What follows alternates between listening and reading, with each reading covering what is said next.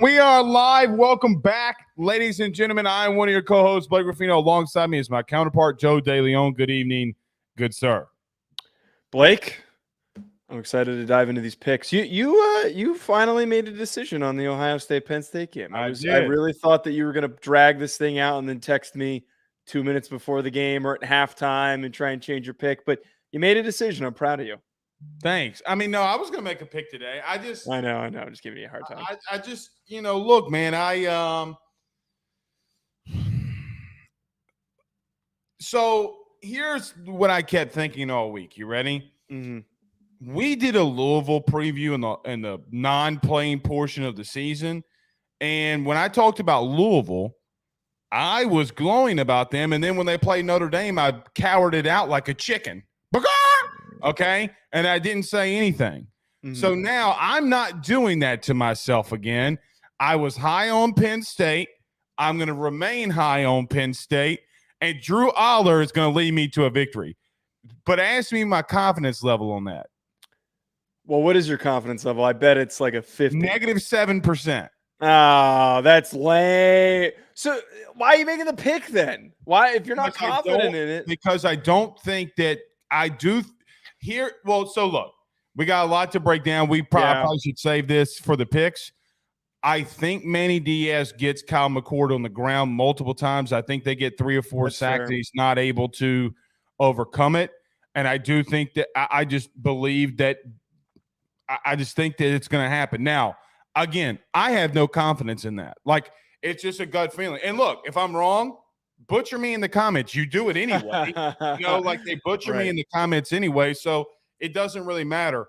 I'm just going to – my head tells me go with Ohio State, but my gut is telling me to go with Penn State. And so last week and really the last 3 weeks, and look, I was down. You were beating me in these pick'ems.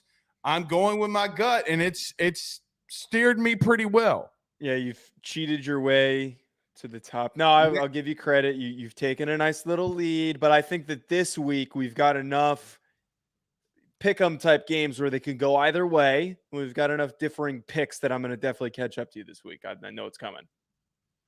We'll see, man. We'll see. But we do have some games that we have to break down. Utah and USC. Now, look, a lot of people are down on USC after what happened against Notre Dame last week. But Utah can't score. Now, you remember my Oregon State prediction that came to pass. I think that could come to pass again in what I'm going to say here today about USC and Utah. Yeah, the offensive production for Utah is definitely concerning. They have – oh, my God, it's just – if they had Cam Rising, and I don't know if he's coming back.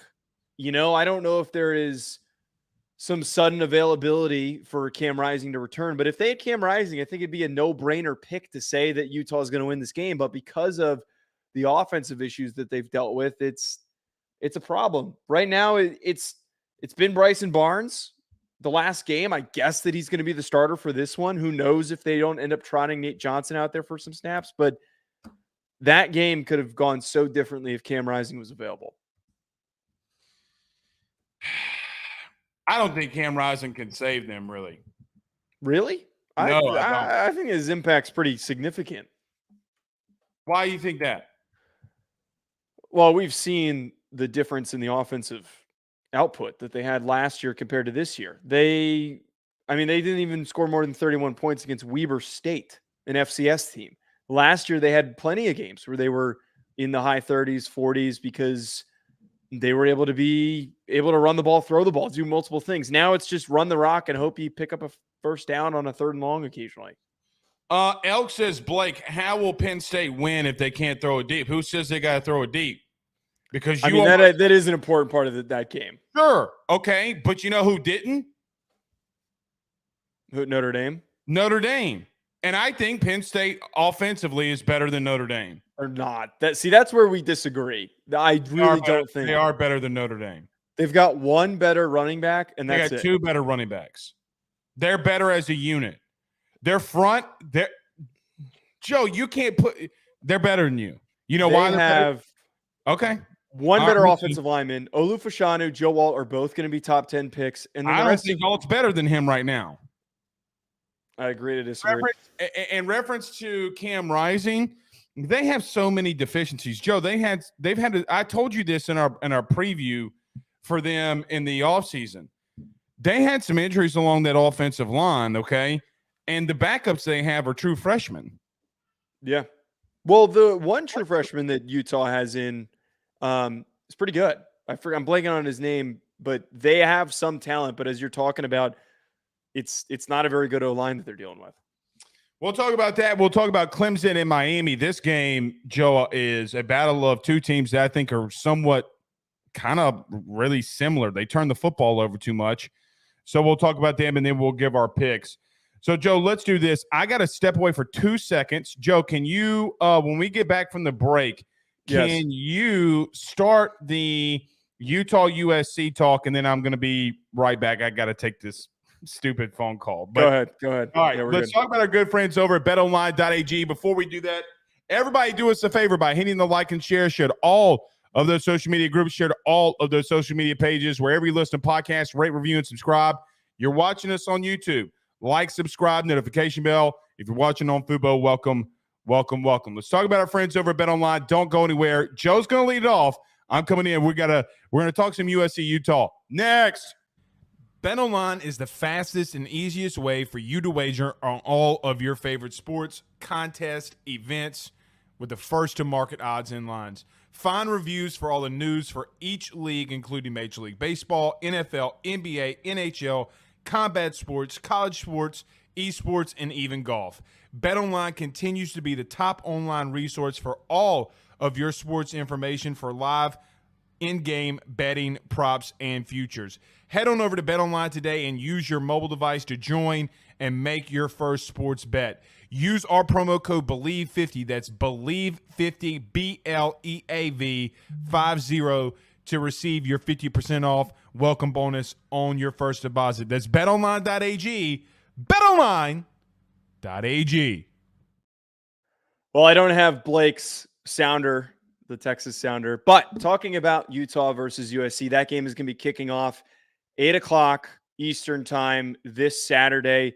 This game is really important for both these teams because they're both fighting to remain relevant with one loss. There's still that possibility, as we've talked about so far this season, for either one of these programs to maybe be in that college football playoff contention. Utah especially hoping that eventually they get Cam Rising back to some capacity, that they can get a little bit of momentum at the end of the season. And the way that you start building that is against a USC team that thus far has been incredibly overrated. We talked about how they were exposed against Notre Dame. And one of the things that I'm really hung up on, and I really want to dive into when Blake gets back here, I'm really focused on how USC opens up this football game, how they respond, the way that they played against Notre Dame. They were embarrassed. They were exposed. They were slapped around. And we all saw that game. They gave up. They completely gave up about midway through the third quarter. And I mean, heck, you could even argue after Caleb Williams threw that third interception before halftime, it looked like he wasn't even giving a full effort when he came out for the second half. I am getting this feeling from this USC team. I don't know about anybody else, but I've gotten this feeling from this USC team that they don't come together as a cohesive unit, that they are not a come together through adversity, battle through it like a unit, like a group. They showed that they don't have those chops in them.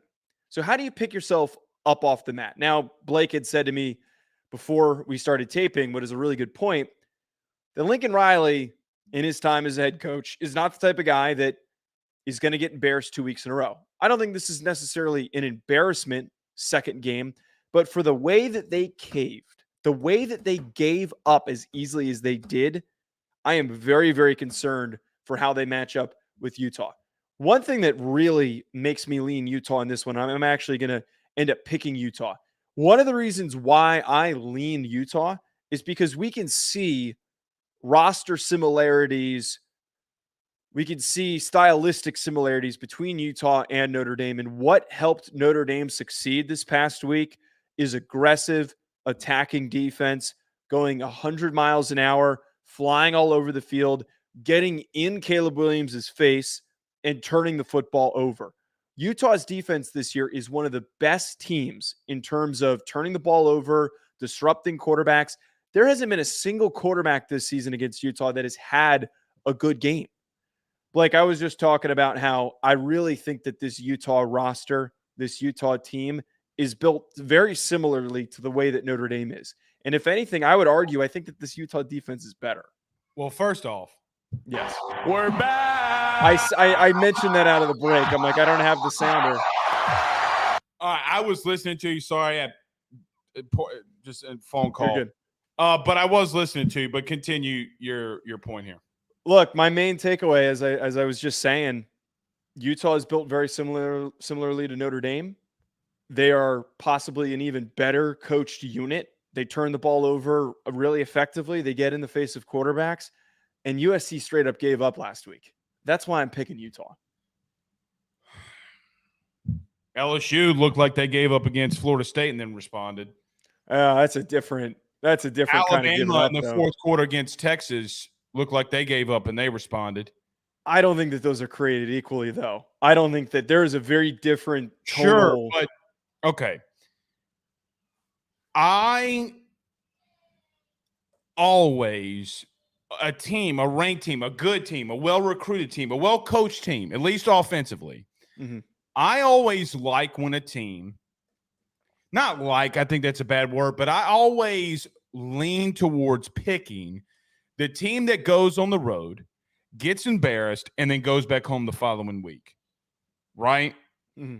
Because here's one. So there's one thing about Lincoln Riley that when I look at this game, Joe, for me, okay, where I just don't know, all right, if they never really have consistently back-to-back bad games. Caleb Williams is not going to throw 3 picks in the first half again. No, it's not going to happen. When you turn the ball over in your own side of the field and you give Notre Dame, they turn the ball over 5 times. They're not going to do that, okay? Now, can they pick off Caleb Williams? Can some things happen? Can they create fumbles? Okay, sure, yeah, maybe, but not that much. It's not USC that I'm worried about, Joe, because I think USC can score 28, 35, 38 points. They did it against that defense that was better, in my opinion, last year. Okay, last year's defense, I think, is even better than the one that they have here. They're the 9th total defense in the country. Joe, they are 115th in offense. Utah is. Yeah. They're not going to score enough. It's the same when they face a really good opponent in Oregon State. And quite honestly, it's the reason why Florida hung around. Graham Mertz's first game at Florida, they hung around because Utah did not have the ability to put them away. We walked away from that game, Joe, saying to ourselves, all right, well, you know what? Florida might be okay defensively. Like, Florida's not as bad as we thought that they would be. They didn't win, but they're not as bad as we thought they'd be. Utah's not going to score enough. Okay, here's the thing, though, and yes, I'm well aware that offensively they have been inept. But I also look at who they've gone up against. You know, I made a comment that they only scored 31 against Weber State. Let's put that out of the conversation for a second because it's an FCS opponent. But they played UCLA. Should we? Because it's only 31? Yes, it's definitely concerning. But for them to go up against UCLA and struggle offensively and still win, and to struggle offensively against Oregon State, who has a decent defense, not an elite defense, but a good defense. Yeah, but Dante Moore right now is a freshman. It's not Caleb Williams that's a junior. Understandable. I totally understand. What I'm getting at here is that this might be the worst defense that they've faced, probably close to the Cal defense. This defense for USC stinks. And USC's defense last week wasn't even really tested. It gave up a lot of points, didn't give up a lot of yards because Notre Dame didn't have to drive the length of the field for most of their drives because they were just given the ball in plus territory. And also there was a kick return touchdown. So I think that defense were kind of maybe giving them a little bit of a pass because they weren't as bad last week in terms of yardage.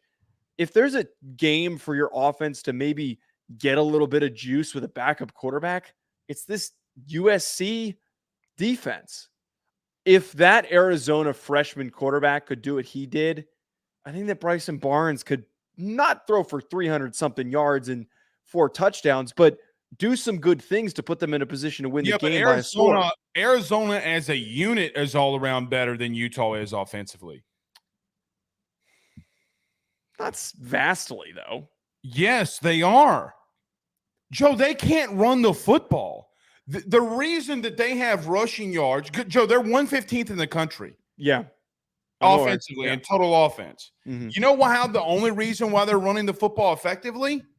You want me to give you a guess? It's the backup quarterback, Johnson, I think. Yes, Nate Johnson, who started some games. He started the Oregon State game. And look what happened there. I am not saying, okay, I am not saying that USC is not going to give up points. I'm not saying this defense is any good. They're not. But you know what they're not? They're not as inept as Utah offensively. They're just – and I don't think Utah can keep up with Caleb. And I think Caleb's going to want to come out and prove a point. Look, this is crazy because I'm the one instead of you coming out here defending Caleb Williams. This is insane. It is insane. Like, no wonder that there was an eclipse over the weekend. I might not like some of his antics. I'm also not stupid enough to pick against him in back-to-back weeks when he's on his way home.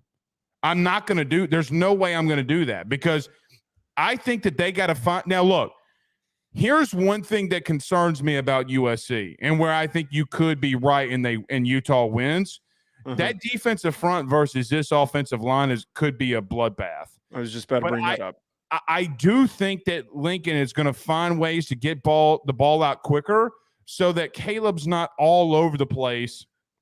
And, look, they got to find a running game. They're going to have to try to find a running game, okay? Mm-hmm. So hold my beer, Ruffino. I'll hold anybody's beer, pause. But I'm going to drink it. You're bringing up the offensive line thing. That I think is really critical for this conversation because very critical. Utah is 5th in team sacks. They're 10th in team tackles for loss. And you know what? Those numbers are not inflated. They have played some very good football teams, not elite football teams, but some quality teams. Conversely, USC has had one good opponent so far this year, and their offensive line has looked better than it actually is. We were exposed. What do you call Colorado? Would you call Colorado a good team? A mid team. They're very mid. That is the most I will give to them. They're competitive. They should win more than they will. I wouldn't put them in that good category after what they did last week, but fair. My point is that if this happens where that Utah front gets home, gets pressures, gets in Caleb Williams' face and play good contain, and they're, again, a very, very well-coached unit, technically sound unit. That's what led to the mistakes against Notre Dame and the picks. He couldn't roll around. 28 points in the last 3 weeks. Their offense, let me just say this again now. Their offense has scored 28 points in the last 3 weeks. Against Cal, they scored, excuse me. That's my fault. They scored 34 against Cal. I wrote down 14 in my notes. It's not 14. Okay. So 34-7, that's on me. They still are not scoring enough. I can look up and see, okay, you won 20-13 against Baylor. You only got one offensive touchdown against UCLA. You only scored once against Oregon State. Cal sucks. We saw that. Joe, Auburn beat Cal, okay? The box score, when I look at that Cal game and I look at the team or individual stats, okay, Bryson Barnes went 15-23, didn't throw a touchdown. They had to run the ball for 159 yards. They had 2 guys damn near run for 100 yards. Now, can they do that against USC? Absolutely. But what is the biggest difference here? Are you – let me ask you this question, Joe. Yeah. A team that has not, okay, all year long been anywhere capable, the 24 points, 20 points, 31 points against Weber State, 7 points against UCLA, 7 points against Oregon State, 34 against Cal, I will give you. Are you sure that they can keep up with Caleb? Are you 1,000% sure that if this game got into the 30s that they can keep up with him? Because I don't think that they can. if it does get up to that high scoring, if it's in the 30s in the fourth quarter, yeah, I don't disagree. I think that that's a really difficult task. But what we learned last week is that you don't necessarily have to keep up with him.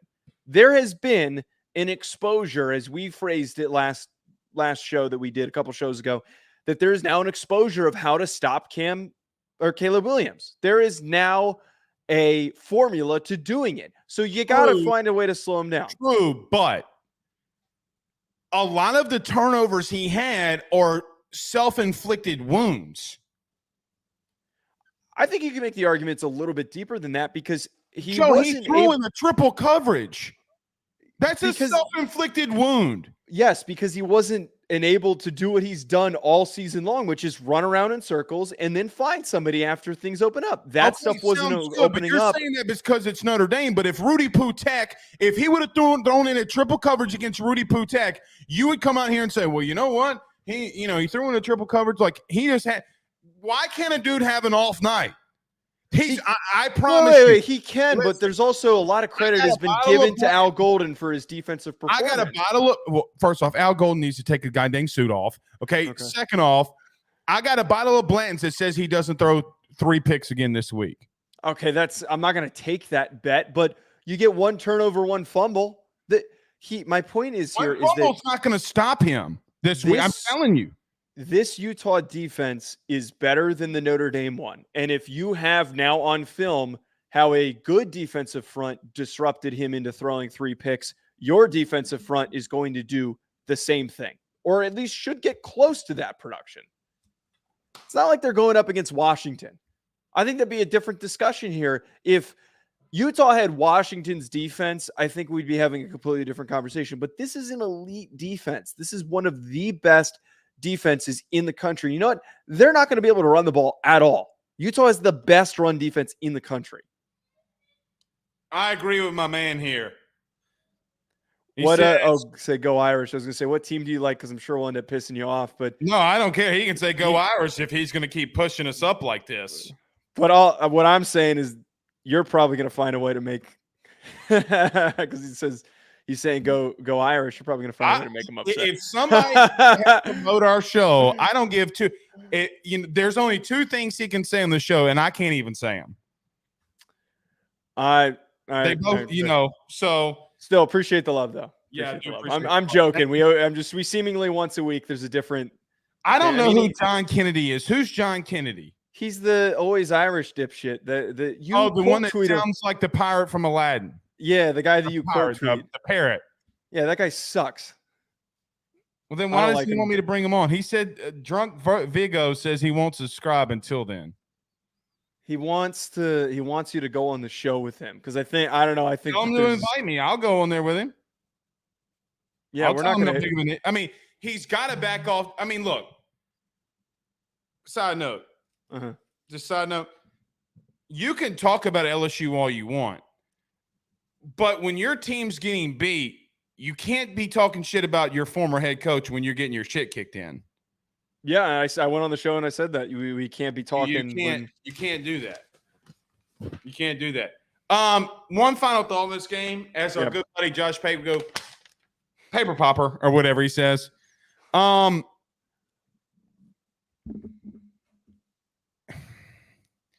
Third down conversion rate. This is interesting to me. You know what else I think could give USC a lot of Joe, I don't want to say extra fuel, but more chances at all this. Utah is one of the worst teams in the country on third down conversions. Offensively. Okay. All right. How many times is that offense potentially could go 3 and out and USC gets the ball back? Because it's not as if the teams are just flat out stopping them. They can't hit open passes sometimes. It's what happened against Oregon State. Yeah. So just a thought on this. Paper popper, Josh. Okay, I don't know what he calls it. But nevertheless. It's paper pop. Paper pop.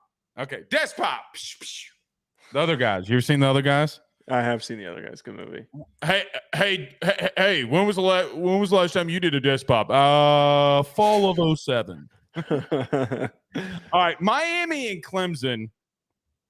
Joe, this is an interesting one to me because I do think that these teams, I'm not going to say they're identical, but both have the same records, if I'm not mistaken.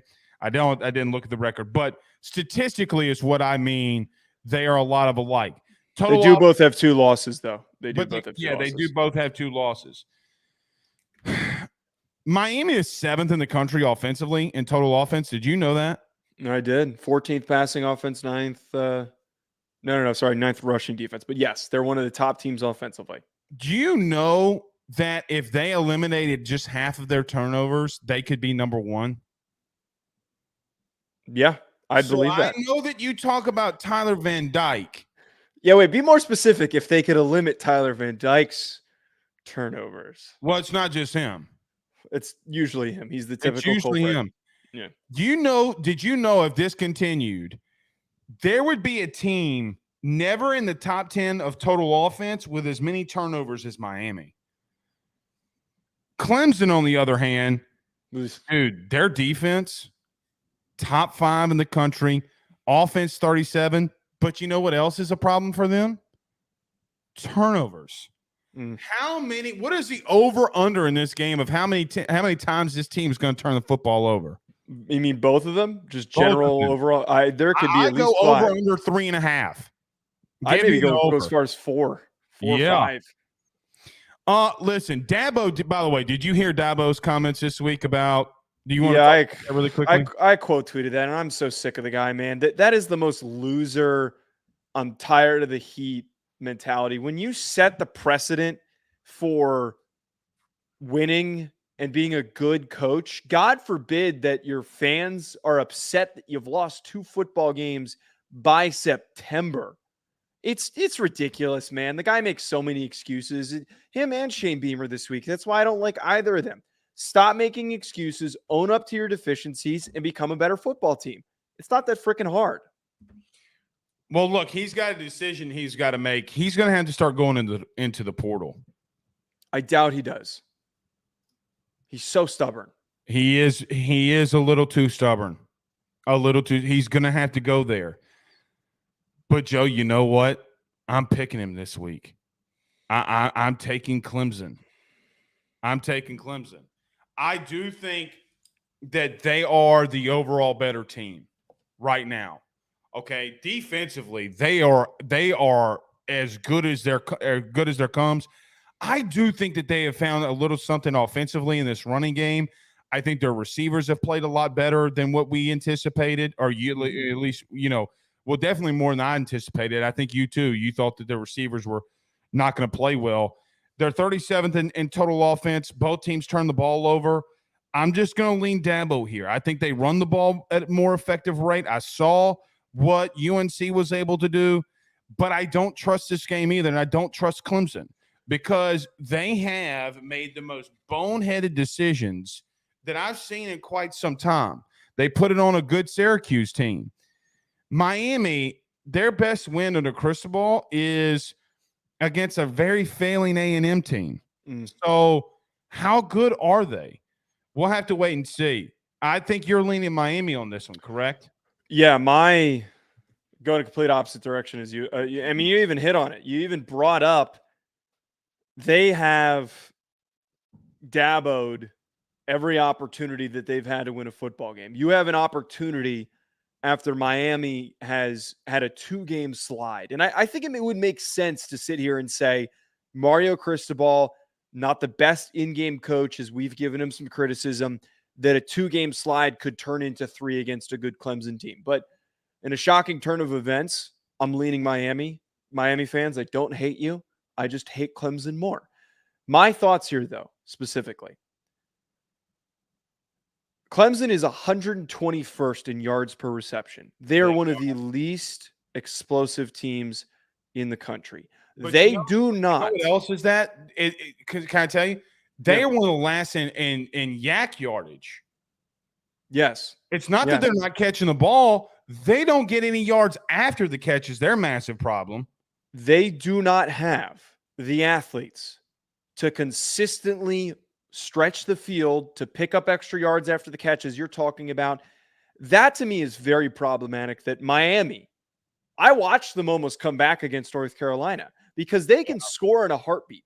This to me reminds me or makes me think of the fact that if Miami goes up by 2 scores, I said this last week about Washington going up against Oregon. If Miami goes up goes up a score and a half, whatever it is, 10 points, Clemson does not move the ball efficiently or quickly enough to climb back into it. I know that their defense is good, but I have so much pause to bet on a Clemson offense that is so unexplosive. Not to mention the fact, as you've talked about, it's going to matter a lot if they can run the ball effectively with Will Shipley and company. But the problem is they're going up against a run defense for Miami that is top 20 in multiple categories. 9th in total run defense. They were number 1 last week, though. They were 19th in team tackles for loss. I know that last week was brutal, but I think that what helped open up their their running attack is that their passing attack was so difficult to stop that eventually they had to unload the box. That's not going to happen in this game.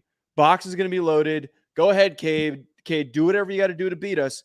Try to run the ball. You're not going to, and we're going to tackle guys as soon as they catch the football. You know, Clemson has not lost to Miami in Miami since like 1947. Is that really how long that? Yeah. That's, do you know that Mario Cristobal has not won an ACC game at home? I knew that. That's disturbing. I like stuff like that, and it helps me with my picks because I like trends, and I don't think Mario gets over the hump.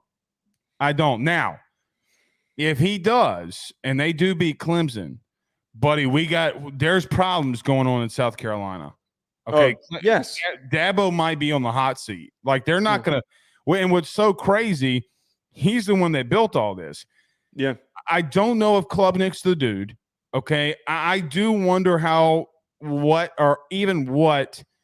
And look, maybe we just got to give him more time. But, look, their performance against Wake Forest last week, although they scored 17 points, I felt like they dominated that whole game because of the way they ran the football. But they only won the game 17-12. Okay? That's very concerning. It's concerning, but you know how, like, if you box score watch a game and you're like, yeah, man, Clemson sucks. And then you pop on the film, you're like, God damn, they were running all over them. Why can't they score? Oh, well, there's the turnover. Or, oh, there's the tackle for loss. And you know what Dabo, I make this joke all the time, but you know who Dabo really is turning into? Les Miles. Run the football. I'm going to control the offense. I'm not going to portal what? This isn't the Avengers. You know, like stuff like that. Dabo, pray to Jesus, get this win, because I do trust Dabo more than Cristobal at this point. That is a triggering point here, is that Dabo has dabbled this year a lot. You know, he's bungled against Duke and who Florida do you State. trust more? I know this is like asking, do I give a child a knife or a gun? Like which do I trust to do the least amount of damage? Basically, I can't pick either. I can't. I just lean that if I pull up both of these teams and I look at them, one of them has a little bit more of an offensive advantage over the other. Not much, though. Because here's another thing. If UNC can get to Tyler Van Dyke and make him turn the ball over, what can this defense do? And you know what else? You know what else? And maybe I'm wrong here. I did see a Clemson team that looked really good against Florida State. And Florida State might be the best team in the country. They went toe-to-toe overtime with Florida State. They're not out of this thing completely yet. Now, they need some help in the ACC. They need some help. I just don't know, man. If UNC can make him do what Tyler Van Dyke did, there's nothing telling me that the fifth best defense in the country can't do it. Joe, did you know that Miami? Okay, here's something crazy for you. This is how bad it's starting to unravel for them defensively. They were the number 1 team in the country last week in total defense. They're number 18 right now. I mean, one bad performance. UNC beat that ass. Yeah. Okay. Well, but this is my whole point. Another good defense. This is my whole point with talking about UNC as we've done over the past couple of weeks. I just think that UNC is that good. I think that they deserve that bad. Joe, if they lose their third straight game, then what? I think that, as I've said, I am untrustworthy of Tyler Van Dyke, and I think that game was telling of that. But I think that the rest of this Miami team is just it's a good team, and a even better UNC team knew how to take advantage of those deficiencies. You brought up the Florida State game for Clemson and when they played. Yes, there's so many positives that they took that team to overtime. But I don't think that the way that they played at home, if they play that same way, I don't think that nets them a victory. I just don't. Because what do they do great right now? I understand that their defensive line has been really good and their secondary play really good defense. But is their defense that much better than their offense? Because Restrepo and all those, they held receivers, Florida State to under 40 rushing yards. Yeah, they're good. And you know what? You know what they say? What's the old adage? What travels? Defense. Yeah. Defense travels. And you have, for months on this show, try to convince me that Tyler Van Dyke is a Dookie water, as Dookie stain. Now all of a sudden I'm talking to him. Well, actually, I haven't talked him up. You're trying to convince me to take him in another big profile game. The thing with Florida State, though, that game and how little rushing yards they held them to, right? That has more to do with Florida State's interior offensive line issues that we're starting to see. Because statistically, their offensive line they're doing it to everybody, though. The only team that they had not done that to is Duke. They're shutting everybody down in the run game. So what then convinces me, okay, if you're shutting down everybody, and I mean literally everybody, so Florida State, they had to win because Jordan Travis, just call it what it is, had to go nuclear. He had to go nuclear, and he did go nuclear, okay? You think Van Dyke's going to do that? Well, we've seen it. He's got it in his bag. And I would even point out right now, you were talking about their trash-ass A&M secondary. They're last in the SEC right now. That's true. That's true. But they didn't have any run game in that game, and they still produced through the air. I understand that Clemson's secondary is vastly better than Texas A&M's. But I think that with how bad Clemson's and weak Clemson's offense is, and how the lack of general production, scoring production that they have had over the course of this season, I am concerned. We're just talking about Georgia Tech. We just talked about, Blake, how USC and Utah can't keep up with them. I can make that same argument with Clemson and Miami. Georgia Tech is not as in Georgia. I guarantee you, Georgia Tech does not have the 37 total offense in the country.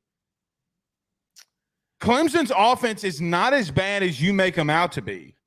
I think that those numbers are inflated. By whom? They played Syracuse. They played Syracuse. Miami played Georgia Tech.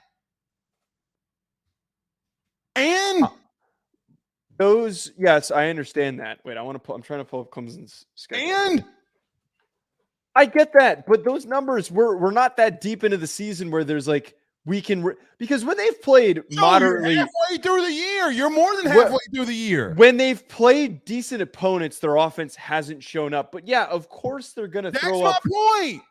Of course, Miami they only scored 31 at Syracuse. Syracuse stinks. They put 48 up on FAU and 66 up on Charleston Southern. 17 against Wake Forest, I think, is more realistic of what their offensive output is. Because against Florida State, what do they have against? Florida's a really good, well-coached team. They're not better than Miami. They're not. You mean you wouldn't take Wake Forest as head coach over Cristobal right now? Oh, I would take Clausen over Cristobal. I think that he's very underrated. But at the same time, I compare those two rosters. One's much more talented than the other. 24 points against Florida State. The most offensive production that they have had in these games against these good P5 opponents is 31. And none of that production comes from receivers. They had more than 30 points on Clemson, didn't they? No, I thought it was more. I thought it was in the 40s. It was only 31-14. Against Florida State, they went into overtime. 24 points, 31-24. Oh, okay. Well, You said 31-17 when scientifically and mathematically. Sorry, 24. I'm going to say 24. All right, you want to get to these picks? Yeah, let's do it. All right, let's get to these picks. So we've already talked about some of these games, but Oregon and Wazoo, Joe, both of us. Oh, you know what we need to do? You know what we need to do? We need to talk about our good friends over at HomeField Apparel. Don't go anywhere. By the way, got my shirt came in for anyone who wanted to take a look at it. We got some Notre Dame listeners. Pretty dope shirt that they sent on over. I got my Rutgers Idaho one coming. I see Notre on the top. You know what? I'm not taking my shirt off if that's what you're trying to get me to. Notre Dame.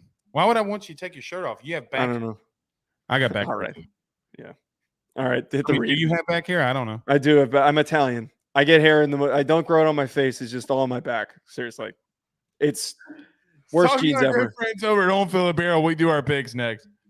Ruffino and Joe Show is brought to you by HomeField Apparel, which is the best, without a doubt, premium collegiate apparel brand that is out there. They have over 150 different colleges that you can choose from, whether you're an Illinois fan or a Rutgers fan. Maybe you're an LSU fan like Blake, or maybe you're an Alabama fan. Whatever it is, even Idaho, they have so many different designs for so many different football programs that I can guarantee you're going to find some great stuff to help root for your favorite team. I've already gotten my Notre Dame stuff. Blake has his LSU stuff. Make sure you head on over to homefieldapparel.com to check out your team's collection of clothing apparel that they have on the website. And when you do so, when you check out, make sure you use promo code RuffinoJoe to get 15% off your order. That is RUFFINO, Ruffino Joe. Head on over to homefieldapparel.com and get your college gear today. There's a new leader in the Pick'em Clubhouse. Now, Cheated. just to refresh everybody, because you and I remember, but maybe there's new listeners that haven't watched this. Our bet was that we would do something nice, like really nice, for the winner. Okay. I got ragged on this show for 4 weeks, the first month of the year, because Joe was in the lead. Bad picks. But Daddy has made his way back. Ain't no week this week, Blake. I'm coming back. Every time you say that, I win. So thank you. I am currently 30-22. Joe is 27-25. Don't forget to use that promo code Ruffino Joe. This segment is brought to you by our good friends over at HomeField Apparel. Joe, Oregon and Wazoo. You're going away from your Wazoo team. You're picking the Oregon Ducks. Yeah, I'm not. Dude, if they hadn't just gotten embarrassed. No letdown for Oregon this week? No, I don't think so. I think that is a team and a coaching staff that rallies. You know, I see a really good unit there. And as much as I was in on Cam Ward and Washington State, man, they have just completely imploded. Hey, remember when you had them in the top 10 and I told you were an idiot? Shut the hell up. You stink. No, I'm going to go. Remember when you had them in your top 10? Okay. They looked good, man, and they have completely fallen apart. That was a good win against Oregon State. I told you they played nobodies. Oregon State's ranked ahead of them. That was their one big win. The whole team had the flu. COVID. Did they actually just make it? I have absolutely no idea. I just made it up. Okay. Exactly.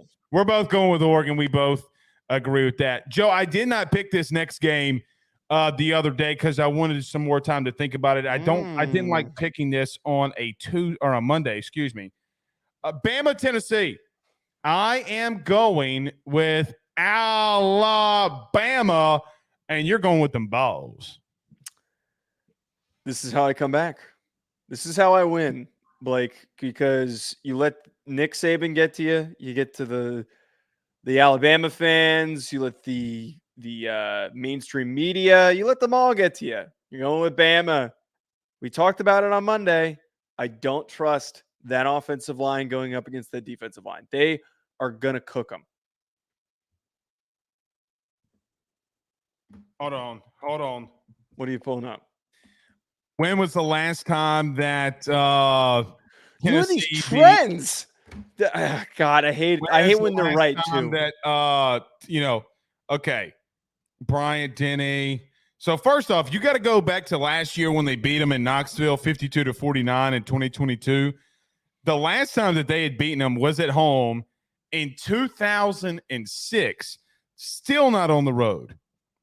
You have to go all the way back to 2003, Joe, 20 years ago, in 5 overtimes, I might add, the last time that Tennessee beat Alabama in Bryant-Denny. 20 years. It's not going to change this week. Okay? It's not going to change this week. I trust Jalen Milroe more than Joe Milton. Oh God, that's where you're gonna lose. That statement alone. Okay, first off, you mean to tell me Joe Milton, who by an efficiency, yards, touchdowns, and interceptions, is not better than Milroe statistically? You're going to pick Joe Milton over Milroe? I don't think. I think they're the same level of bad. They're not the same exact level. They're not the same exact player.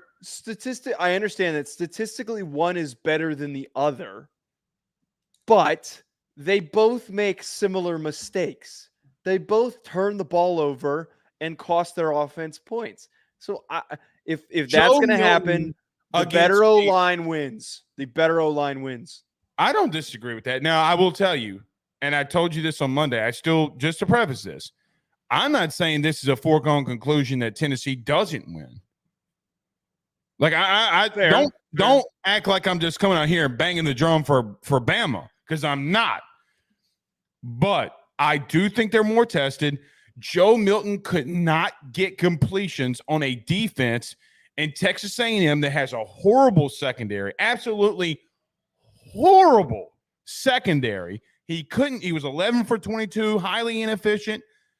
I don't know if Tennessee's going to be able to run the ball against Nick Saban in Alabama. And let me tell you why. Because I do think that Saban is going to stack the box and say, beat us in man-to-man coverage, because we have better corners than A&M. See, A&M could never come down in the box because their corners are ass cheeks. Bama has the advantage where they got Arnold and Kool-Aid on the outside, and they'll go man-to-man and blitz all night and make sure that Milton, who, by the way, has a road loss this year to Florida, I might add. Bounce back. Okay. Heisman train starts now for Joe Milton. I'm obviously joking. But your jokes are so bad. Sometimes they're right. It's not going to happen. All right. Finally, we get to Ohio State, Penn State. Joe, this is another one. On Monday, I said that I wanted to wait to make my pick on Wednesday, and here we are. Penn State. I do believe it is of my opinion that Manny Diaz draws some things up to get after Kyle McCord that changes things. You said in the beginning of the year that Ohio State would be 9-3. I said they'd be 10-2, 9-3-ish.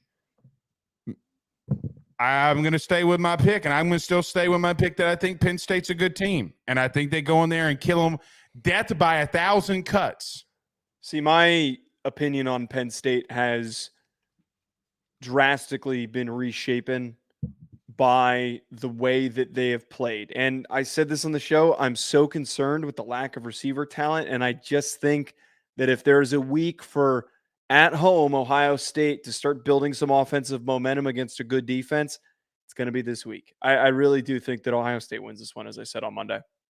All right. Well, this is one that you could easily win here, Joe. Give me that layup. A layup. You better go and score. You better not fumble this one. Don't. Ole Miss and Auburn, both of us going with the Rebels. Look, Auburn's just not a good football team, man. Yeah. But I almost actually picked Auburn. I was kind of thinking to myself, like, if there is a Lane Kiffin completely blow it moment, it's to Auburn in week 8. Like, that's totally what happened. I thought that same exact thing, but then you know what happened? I remembered that Ole Miss had a bye week. That's a good point. And we both picked Ole Miss anyway, so yeah, we both picked Ole Miss, so it doesn't really matter. Duke and Florida State, both of us going with the Seminoles. We talked about Utah and USC and Miami and Clemson on the show. What makes you like them Seminoles? Duke has a backup quarterback. I get that Duke's defense is really good and that we saw some nice things from them over the stretch of the season, but that I don't know a single DB that's going to cover Johnny Wilson and Keon Coleman, man. That is going to be a tough ass task. They got some guys on that D line, but they have just a bunch of guys in that secondary. I'm not worried. I'm going to disagree with you just a little. A little. I do too believe that Florida State is going to roll. Mm-hmm. But I think it's going to be a little bit closer than people are expecting, because I do think Elko's a good coach. I do think he's going to be able to find a way to get after Jordan Travis, make some chaotic plays defensively. Mm-hmm. I do think that this game could be close, quarter and a half, maybe even through the first half. But as that depth continues to roll in, I think Florida State does overall take them over in depth. 31-14, 38-14 is where I'd have it. Okay. I do think Florida State, but I do think it's close early. That's the only thing I'd say, because I do have a lot of faith in old Elko out there. South Carolina and Clemson. By the way, when I took the phone call I had to take earlier in the show, Joe, I accidentally kicked a wall, #Shane Beamer, and broke my foot. What do you think about that?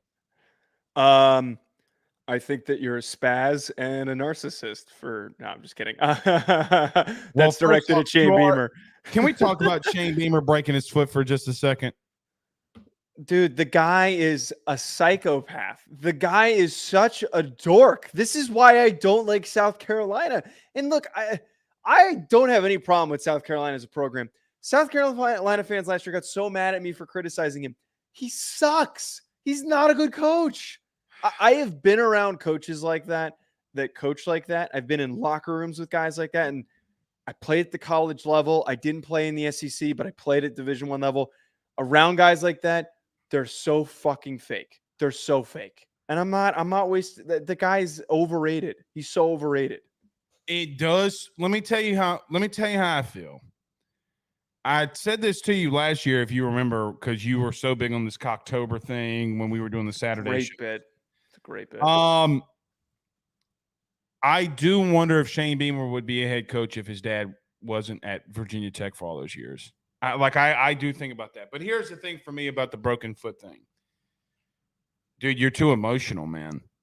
Like, no one's rallying around that. Well, people are out here defending him, saying, oh, well, he's, I like that he's I don't care that he's emotional. It doesn't bother me. It doesn't matter if it does or does not bother you. It matters if his kids and those kids are seeing him throwing a temper tantrum because he lost to Florida. The truth is, you didn't recruit in the portal enough. Your best players left. They blamed the D-line coach before he left for LSU. They blamed the DC. You don't have the dudes. And I will tell you this, as a guy who's been a Spencer Rattler defender on this show. Yeah. Dude, if they didn't have Spencer Rattler, they might not have won but one game, maybe. Completely agree.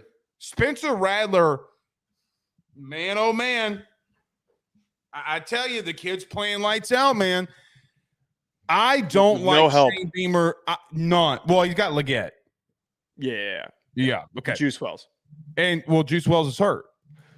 Well, when he's there, yeah. So, here's the truth, okay? I do see myself here in reference to Shane Beamer and just saying, dude, can you just stop for 1 second? That's all I'm going to say. Both of us going with Mizzou here, though. Yeah, I almost did the Cocktober bit. I'm going to be completely honest with you. I almost did the bit. Did one of your dogs just walk in the room? Is that why you keep looking at the ground? I feel like I heard something. I just work, dude. Work stuff. Okay. Anyway, continue. Right. No, I believe that Missouri maybe hit a little bit of a rough patch, but they're regaining some momentum. Missouri, second team in the East right now. Who would have thought? Oh, wait, me. Okay. Hey, by the way, you want to hear something crazy? Can I throw a crazy stat at you before we leave? Yes. Quarterbacks that are currently playing in the SEC or have played in the SEC, of the top 20 most efficient passers in the country, listen to this. Jaden Daniels, Carson Beck, Brady Cook, number 3, TJ Finley, number 4. That offense does wonders, dude. Crazy. Tagovailoa at Maryland was at Alabama in year 1. I believe that. Graham Mertz, 1,897 yards through the air. JT Daniels, Bo Nix, and Spencer Rattler. Oh, and by the way, your boy out there in Oxford, Jackson Dart, was number 21. He's coming off a bye week. Mm. So 21 of the top 21 quarterbacks, 10 of them either were in the SEC or have been in the SEC, the most efficient passer. Are we shocked? Are we shocked by the fact that a lot of talent comes in and out of the SEC? I'm just saying. Just saying. All right. All right. We will see you all again on Sunday. We might have to push my daughter's birthday Sunday. So we'll figure it out. Yeah, we'll figure that out. All right. Until then, we will see you Sunday. Just might not be at the same time. All right. See y'all soon. Y'all have a good night. Peace.